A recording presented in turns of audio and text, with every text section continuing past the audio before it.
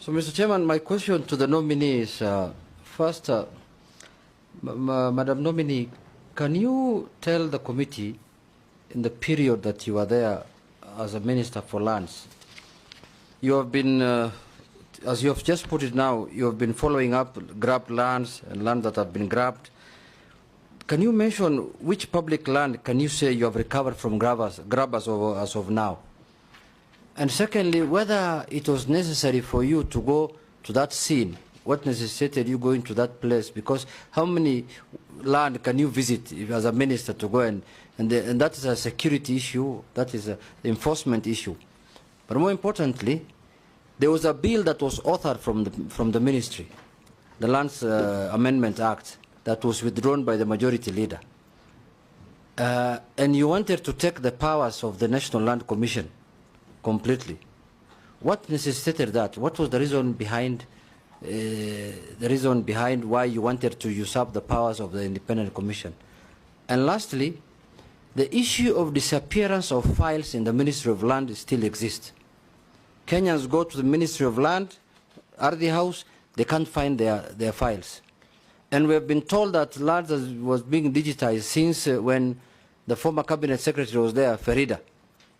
Up to that time, up to now, from that time up to now, digitization is still going on. But files cannot be traced. When will this issue of disappearance of Kenyans' files end, Madam CS? Thank you very much. Nominees, thank you very much. The Honorable Ichongwa had asked the same question on the, what is our mandate vis-a-vis the mandate of the National Land Commission, and are we respecting the mandates of the, is there any issue?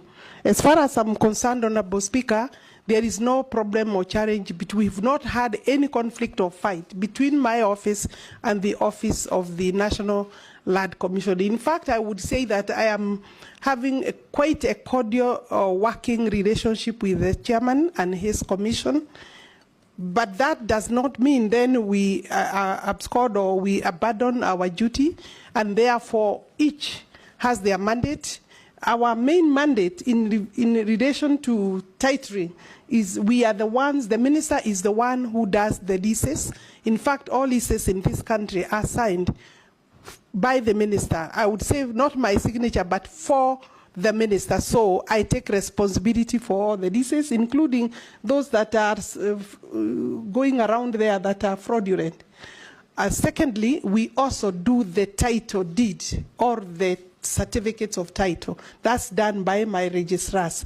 So to that extent, then, our work is different because the National Land Commission's main mandate is to manage public land, administration and management of public land.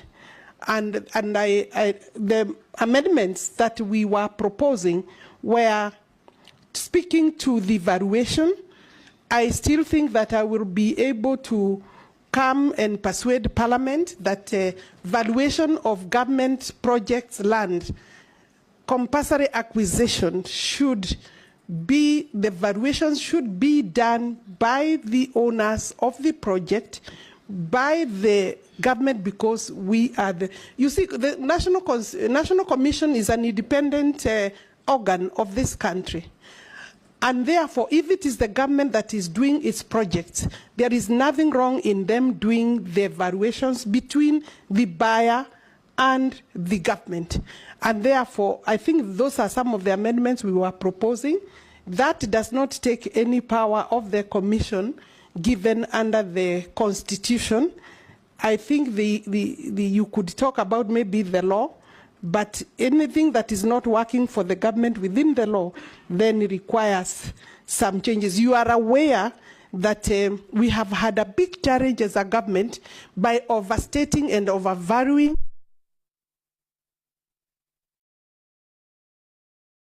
you may not be able to confirm in terms of the valuations, the integrity and the authority of that valuation. The chief government valuer is under my ministry, and therefore that is something we've been in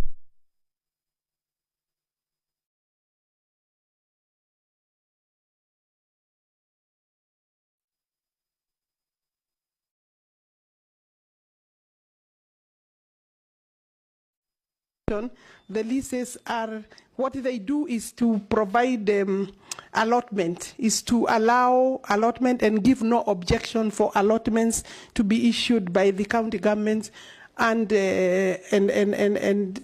therefore ensuring that public land is granted to only those who deserve to be granted the public land. And we have no dispute in respect of allotments of land between ourselves and the national government. So in terms of going, to how many places can I go?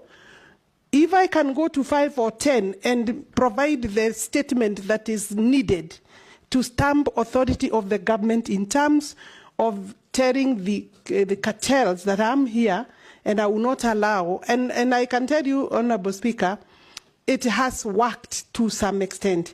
But I said what I need is the law to be explicit, to be clear, to be able to tackle the problem of cartel. Otherwise, nobody is safe with their title deed if we are not going to deal a death blow to cartels.